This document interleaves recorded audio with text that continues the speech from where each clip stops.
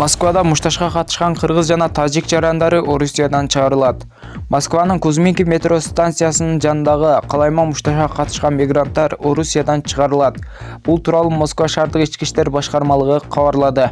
Мушташка катышкан чет өлкөлүк жарандар Орусиянын аймагынан күчөтүп чыгарылат. Ошондой эле аларга административдик айыппул салынып, айрымдарын өлкөгө кайра киргизбөө тууралуу чечим кабыл алынат, деп жазылган мекеменин билдирүүсүндө. Жалпысынан полиция мушташка катышкан деп 103 кишини кармаган. Аларга карата чет өлкөлүк жарандардын Орусияда жүрүү эрежелерин бузуу жана майда бейбаштык берилери боюнча протоколдор түзүлгөн. Орус медиасы 11-июль дагы калайма мушташта Кыргызстандын 2 жараны бычакталганын жазган. Буга байланыштуу топтолгон кыргызстандыктар менен тажикстандыктарды полиция кууп таркаткан жыйынтыгында 100дөй киши кармалганын билдирген. Социалдык тармактарда адамдарды кармоо учуру тартылган видеолор тараган. Мындан тышкары тажиктер бычак жеген кыргызстандыктардын сүрөтү да жарыяланган. Саламатсыздарбы, урматтуу YouTube каналыбыздын көрүүчүлөрү. Видеого лайк басып, биздин каналга жазылып, жанындагы коңгурочону баса кетиңиздер. Намангандагы селден 8 киши каза болду. Наманган облусунун Касансай районундагы селден 8 киши каза болуп, 6 жаракат алды. Бул тууралуу Өзбекстан өзгөчө кырдаалдар министрлиги кабарлады. Маалыматка караганда селге Кыргызстандын Жалал-Абад облусунда нөшөр жаан себеп болгон. 13-июлда түшүнө Наманган облусундагы Оот маселеси аралап өткөн Касансай дарыясы нугунан чыгып, үйлөрдү суу каптаган. Мекебеден кырсык болгон жерге жергиликтүү өзгөчө кырдаалдар башкармалыгынын, ички иштер башкармалыгынын жана прокуратуранын өкүлдөрү барганын, абал көзөмөлдө экенин билдиришти. Учурда өзгөчө кырдаалдар министрлигинин кызматкерлери издөө куткаруу иштерин улантып жатышат. Акин Токтоналиевдин Садыр Жапаровго каршы арызын сот кабыл алган жок. 1-май райондук соту дин иштери боюнча мамлекеттик комиссиянын мурдагы башчысы Акин Токтоналиевдин президент Садыр Жапаровго жана анын мурдагы маалымат катчысы Галина Байтерекке каршы доо арызын кабыл алган жок. Бул тууралуу соттон билдиришти. Маалыматка караганда Акин Токтоналиевдин арызы толук жазылган эмес. Ал Галина Байтеректин дарегин көрсөтүп, мамлекеттик башлиинаны төлөгөн эмес.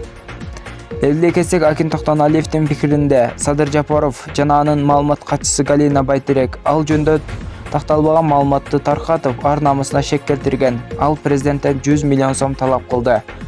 Акин Токтоналиев Садыр Жапаровдун соттолгон кезде анын жактоочусу болгон. Окуучулар 50 сомдон чогултуп, союкканага барып оору жугузушту. Акыркы учурларда жыныстык алсыздык күч алганы байма-бай айтыла баштады. Турмуш басмасынын аймактык кабарчысына Ош облустук адам репродукция борборунун дарыгери уролог андролог Абдурашид Акымбеков эркектер нике түндөгү ишти дагы аткара албай жатканын айтып берди. Мына бизге бүгүн 45ке жакын кайрылуу болду. Анын басымдуу бөлүгү простатит оорусу менен балалуу болбой кайрылгандар. Акыркы учурларда эркектердин жыныстык алсыздыгы боюнча кайрылгандар көп. Бизде каттоо журналы бар. Азыр ушул журнал 1 жылда толуп калды. Мындан 20 жыл мурда нике түндө аткара албай калдым деп 1 жылда 1-2 эркек кайрылчу. Акыркы 1 жылда мага нике түндө аткара албай 101 эркек кайрылды. Бул мага эле кайрылгандары. Бул эркектердин үй бүлө куруудагы маалыматы жоктугунан улам болуп жатат.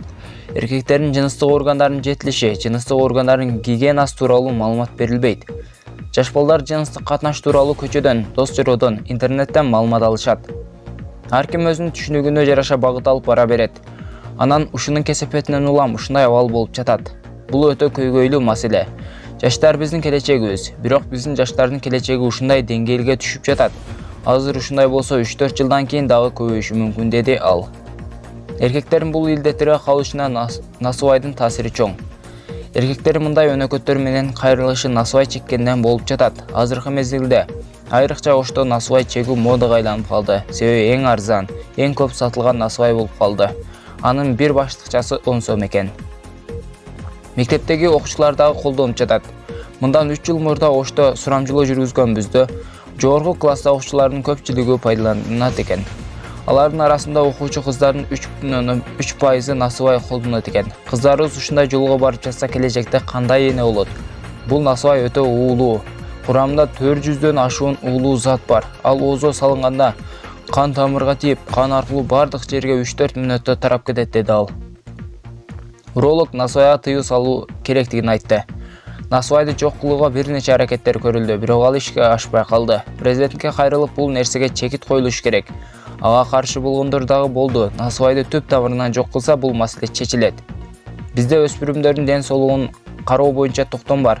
Анда ар бир жаш жубай үй бүлө неке курардан мурда адам репродукция борборуна келип, акысыз кеңеш алып үйлөнсүн деген пункт бар. Андрологдон кантип нике өтүндү аткаруу керектиги тууралуу кеңеш алат. Жыныстык режимдер кандай болуш керек деген кеңештер берилет. Үй бүлөнү пландаштыруу, бала күтүү сыяктуу кеңештерди алат. Кыз балдар келсе биздин гинекологдор карашат. Өспүрүмдөрдү медициналык жактан текшерүү керек болсо текшерилет. Азыр үй бүлө кургандан кийин маселе көп жер алып жатат.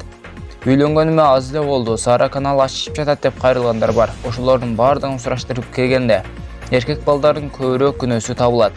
Мисалы, эркек балдар жыныстык катнашты эрте баштап жатат. Балдар 12-13 жаштар аралашып жатышат. Мага бир кайрылуу болгон. Бир мугалим 7 баланы алып келди. Мектеп окуучулары алар 50 сомдон топтоп бир кызга барышкан. 7 бала бир кызга барышыптыр. Алардын ичинен 2 бала ооруп калган. Аны мугалим байкап калып бизге алып келген. Алардын эң жашы 6 класста болсо, эң улуусу 9 класс экен. Жугуштуу оорулардын бир нече түрү бар. Алардын айрымдары гана билинет, калгандары билинбей жүрө берет. Үйлөнгөндөн кийин аялына жугузат. Анан жубайын ээрчитип алып бизге келишет. Жаңы үйлөнүп дарыгерге кайрылган бул өтө коркунучтуу. Үйлөнгөндөрдүн көпчүлүгү үйлөнөрү менен ден соолугу менен алышып калууда, деди ал. Төшөк алсыздыгы менен кайрылган адамдар жашарып бара жатат. Мага бир күндө 6 бала кайрылса, анын эң улуусу 35 жашта, эң жашы 22 жашта балдар. Алар төшөк алсыздыгын айтып кайрылышкан. Мен алардын бардыгын топтоп сүйлөшүү жүргүздүм. Келген балдардын бардыгы насыбай колдонот экен. Бир күндө 30 жолу насыбай колдонгондору дагы кезикти. Эң азы 10-15 жолу колдонот. Бүгүн 6 адам кайрылса, кийинки жылы 10 адам кайрылса, биздин келечек эмне болот? Биздин келечек деген жаштарыбыз насыбай колдонуп жатса, кайдагы келечек? Тамекинин насыбайдын сыртына жыныстык алыстык, бала өлөт деген жазуулар турса дагы, ага карабастан пайдаланып жатат. Тамак катары пайдаланып калышты. 100 адам тамеки чексе, андан 85% рак илдетине кабылат деп жазылып турат. Бирок андан сабак албай жатабыз, деди уролог.